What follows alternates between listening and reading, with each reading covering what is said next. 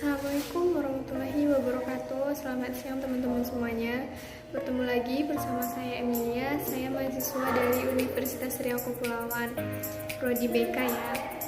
Pada pertemuan kali ini saya ingin membahas tentang proses perkembangan bayi pada saat kehamilan sampai usianya 2 tahun.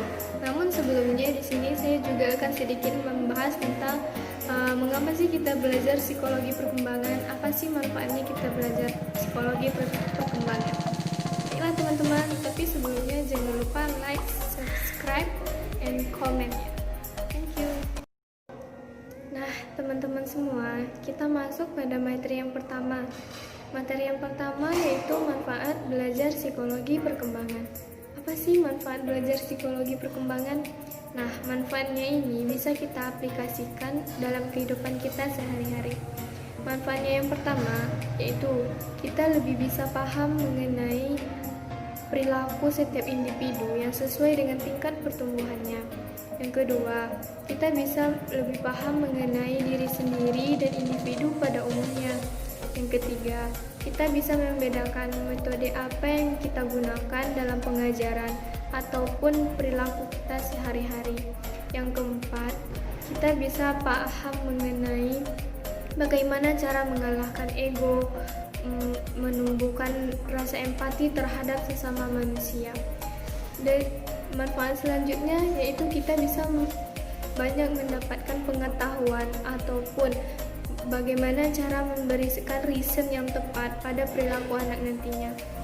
Manfaat selanjutnya yaitu kita bisa memberikan respon yang tepat terhadap perilaku anak nantinya. Itulah sekilas teman-teman semua tentang manfaat belajar psikologi perkembangan. Semoga dengan mempelajari psikologi perkembangan nantinya kita lebih paham mengenai diri sendiri ataupun lingkungan kita nantinya.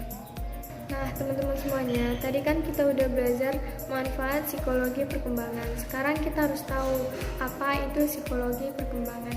Psikologi perkembangan ini merupakan perubahan-perubahan yang dialami oleh organisme atau individu yang menuju tingkat kedewasaannya, yang berlangsung secara sistematis, progresif, dan berkesinambungan, baik itu yang menyangkut jasmani maupun rohaninya. Di sini perkembangannya bisa berupa perkembangan fisik, kognitif, sosial, dan emosional.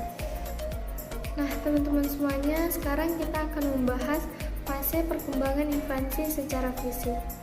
Pada 3 hari pertama setelah kelahirannya, berat badan bayi akan menurun 5-7% dari berat ia lahir, tetapi biasanya tidak lebih dari 10%. Ketika lebih dari 10% berat badannya menurun, maka para orang tua wajib memeriksanya kembali ke dokter. Ketika berat badan bayi itu menurun 5-7%, itu merupakan hal yang wajar. Ibu-ibu tidak perlu khawatir, karena pada saat tinggal di dalam rahim, ia dipenuhi cairan, sehingga ketika lahir cairan tersebut akan terangkat dengan dirinya dan akan mengalami penyusutan. Di hari keempat setelah kelahiran, badannya akan mulai naik lagi hingga kembali ke berat lahir dalam waktu 1-2 minggu. Setelah itu, bayi akan mengalami yang namanya growth spurt, di mana terjadi percepatan pertumbuhan sehingga ia menjadi rewel seolah-olah meminta menyusu lebih sering. Nah, sebelumnya apa sih itu growth spurt? Growth spurt merupakan kondisi di mana tubuh bayi membutuhkan asupan gizi atau nutrisi lebih banyak daripada kebutuhan nutrisi pada umumnya. Sekarang kita lanjut akan membahas fase perkembangan infansi secara kognitif. Perkembangan kognitif anak melibatkan proses belajar yang progresif seperti perhatian, memori atau ingatan, dan logika berpikir. Perkembangan keterampilan tersebut penting agar si kecil bisa memproses informasi, belajar mengevaluasi, menganalisis, mengingat, membandingkan, dan memahami sebab atau akibat. Perkembangan keterampilan tersebut seringkali dikaitkan dengan faktor genetik, namun sebagian besar sebetulnya bisa dipelajari. Kemampuan berpikir dan belajar dapat ditingkatkan dengan mempraktikannya atau memberikannya stimulasi yang tepat. Nah, di sini penting bagi peran orang tua pada anaknya. Dari kecil sebaiknya dibiasakan untuk mengenal hal-hal yang kecil atau mulai dari hal-hal yang dasar. Perkembangan kemampuan kognitif anak akan menghasilkan kemajuan besar dalam 6 tahun pertama usianya. Pada masa ini, ibu melihat si kecil mulai memahami koneksi atau hubungan antara objek dan orang di sekitarnya. Saat ia terus membuat kemajuan besar secara fisik. Nah, teman-teman semuanya, sekarang kita akan membahas perkembangan emosi pada infansi. Yang pertama dimulai pada usia 0 sampai 3 bulan. Pada masa ini, bayi menunjukkan dua emosi dasar, yaitu kesal dan senang.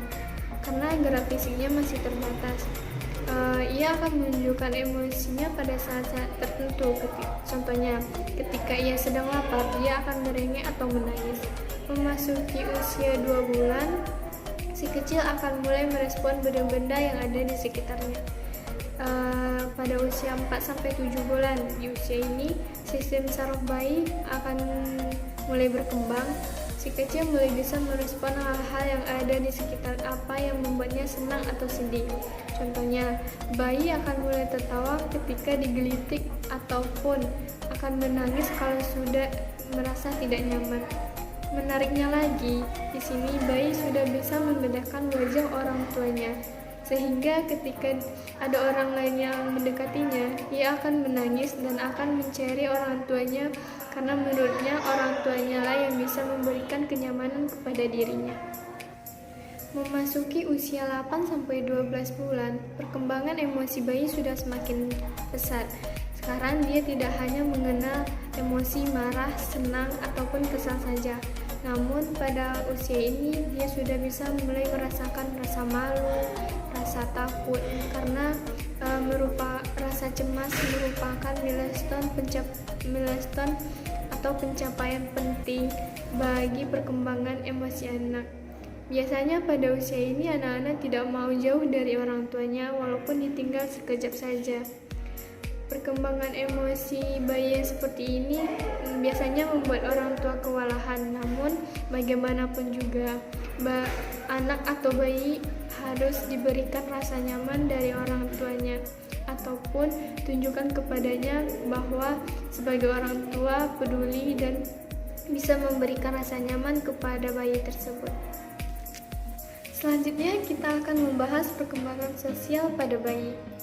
Pada perkembangan ini, si kecil memang sudah bisa merespon orang lain sesaat setelah ia lahir, menikmati suara, mempelajari mimik wajah kita. Namun, ia tetap butuh waktu untuk mengembangkan kemampuan sosialnya.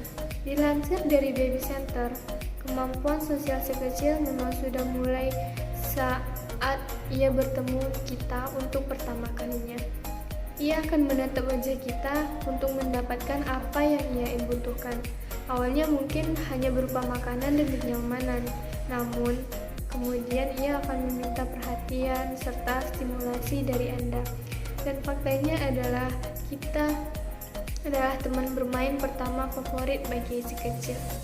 Ketika itu terjadi, ia pun akan merasa senang saat mendengar suara, menatap wajah, dan menyentuh tangan kita.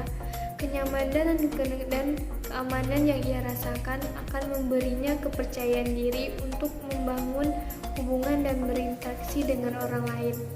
Ia pun akan mulai bersosialisasi dengan kita atau orang-orang yang di sekitarnya. Itulah sedikit penyampaian materi dari saya tentang psikologi perkembangan, mulai dari pada saat kehamilan sampai usia 2 tahun, serta sedikit membahas tentang perkembangan bayi, perkembangan kognitif, sosial, emosional, ataupun fisiknya. Kalau ada salah, saya mohon maaf. Terima kasih atas perhatiannya. Assalamualaikum warahmatullahi wabarakatuh.